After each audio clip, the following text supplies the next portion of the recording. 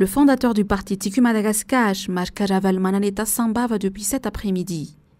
Il a emprunté une ligne régulière vers Madagascar. Il a été accueilli à son arrivée par les partisans du team de la région Sava, qui sont venus nombreux, qui rejoint la délégation d'Antananarive, conduite par le secrétaire général Rinaranje Masnour. Après les discours de bienvenue, Mashkaravalmanan est allé directement au marché de Manangazip, à Mbutsajan et d'Antanfutsi. Deux marchés construits lorsqu'il était au pouvoir. L'ancien président Mashkaravalmanan a fait ses emplettes, mais a également saisi l'occasion pour discuter avec les marchands et les acheteurs. Il a pu écouter les désarrois des marchands et de la population sur les difficultés de la vie quotidienne depuis l'avènement de ces régimes. Les marchands ont déploré qu'ils n'arrivent plus à écouler leurs produits, tandis que les acheteurs condamnent la cherté de produits de première nécessité, notamment le riz, l'huile, le sucre, la viande et bien d'autres encore. Le président Mashkaravalmanan a déclaré qu'il comprend les problèmes et a promis qu'il a déjà élaboré une politique et une stratégie pour sortir notre pays de la mauvaise gouvernance et de la pauvreté. En fin d'après-midi, le fondateur du parti Tim Ravalmanan Mark a rencontré les membres du partisan Tim pour une histoire de redynamisation et de préparation pour les prochaines échéances électorales de 2023. Dans une brève interview, Mashkaravalmanan a déclaré que face aux échéances électorales de 2023, on ne sait pas si on ose parler de transparence et d'inclusivité. Et il a exhorté les Fouktandi, communes et districts, même les chefs-lieux de région, à participer pleinement à la refonte de la liste électorale. Le pouvoir en place a promis une refonte. C'est là qu'on a plus besoin de contrôle et il appartient à chaque citoyen d'y veiller. Il a aussi remercié les autorités de Sambava qui n'ont pas gêné son déplacement, ni les différentes réunions auxquelles il a participé. C'est la seule localité qu'il a visitée et qu'il n'a pas rencontré des problèmes, a-t-il souligné. Il espère de tels comportements dans les autres régions. La partie politique a pour mission, continue-t-il, d'éduquer et de sensibiliser la population sur les tenants et aboutissants des enjeux électoraux.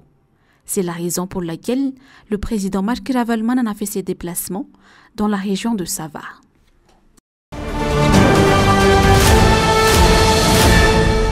Une forte délégation du parti Tiku Madagascar, TIM, sillonne les régions Sofia et Diana depuis hier. Dépêchée par le président du TIM, Mashkaravalmanan, cette délégation dirigée par le secrétaire général Rinaranje Masnour a rencontré successivement les membres TIM d'Antsui, d'Ambans et d'Ambilbe. Ces rencontres entrent dans le cadre de la redynamisation du parti en vue des prochaines échéances électorales de 2023, notamment l'élection du président de la République, mais aussi du 20e anniversaire de ce parti.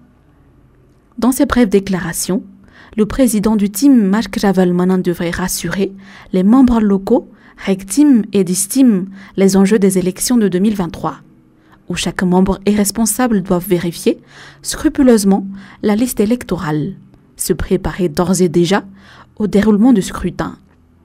L'acheminement des résultats est aussi très important, car il pourrait créer une faille et donc source de fraude de tout genre. Nous voudrons changer ce mode de gouvernance inefficace et qui n'a rien apporté de positif dans la vie de la population, qui sombre dans la pauvreté généralisée. Une crise socio-économique et politique, c'est le mot qui règne durant ce régime ingraduel, précise le président du parti politique TAIS, le professeur Jean-Louis Rakotouambou. Ce dernier n'est plus à la hauteur d'être un président de la République vis-à-vis des comportements qui ne reflètent d'aucun esprit d'un homme d'État, ni moins une honnêteté intellectuelle.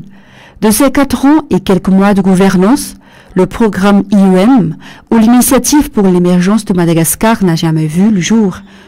Pourtant, le président ingraduel prétend être le président qui a plus préoccupé la vie sociale et au développement du pays. Du 2019 jusqu'à ce jour, aucune tâche ni de ses promesses présidentielles sont palpables ou bien moins réalisées. L'inauguration de la route nationale numéro 5A qui relie Ambilbe-Vohemar en est la preuve tangible du manque d'honnêteté de ce président. Une route qui a débuté par le président Eyradan Armapian quand celui-ci était au pouvoir. Un projet soutenu par la Chine, et bien que l'ambassadeur résident réitère que ce projet a été prévu pendant la gouvernance du DI. Le parti TES affirme que Andrade n'a jamais eu un programme de développement du pays. L'IEM ne fait qu'un objectif d'atteindre le pouvoir. Les citoyens malagasy ont été frappés de plein fouet par ces fausses promesses. En vigueur, le PEM, ou le plan pour l'émergence de Madagascar, ne sera exécuté qu'après sa déclaration officielle, le mois d'octobre à venir. En si court délai, le président Andrade et ses équipes ne font que démystifier les Malagasy.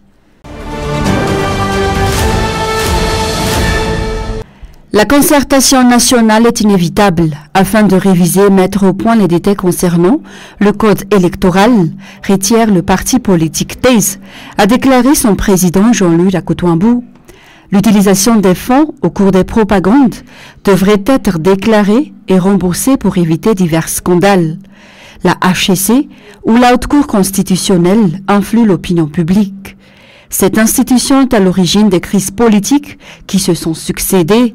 Il est temps de résilier après la déclaration de cette semaine qui prétend s'incliner vers le régime actuel.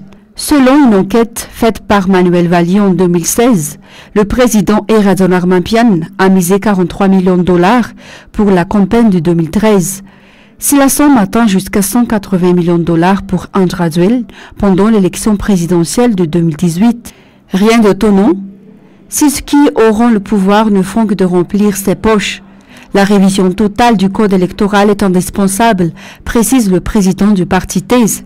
Il est donc primordial de faire un suivi budgétaire strict pour les candidats, ainsi que ses salaires mensuels, afin d'éviter ce genre d'élit et d'appréhension.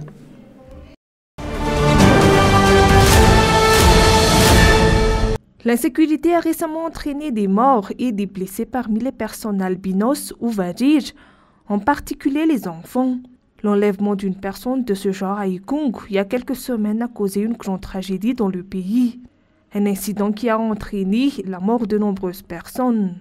Le Haut Conseil pour la défense de la démocratie et de l'état de droit, ou le HCDDED, a exprimé son opinion sur l'insécurité et la justice dont souffrent ces gens. Les membres de cette institution réclamaient mardi la pleine protection des personnes atteintes d'albinos. Toutes les personnes qui étaient à l'origine de l'affaire Ikung seront punies en fonction du crime qu'elles ont commis, a déclaré le président de cette institution. Le 14e numéro du magazine Démocratie, édité par le HCDDED, est paru. Cette 14e édition était principalement consacrée aux conditions difficiles des personnes vadiges, où elles ont organisé un atelier le 22 juin dernier. Elles ont adopté une résolution concernant la protection de ces gens albinos, mais jusqu'à présent, aucune mise en œuvre ni prise de décision n'ont pas été constatées. Le HCDDED a également parlé des prochaines échéances électorales dans le pays ce mardi même.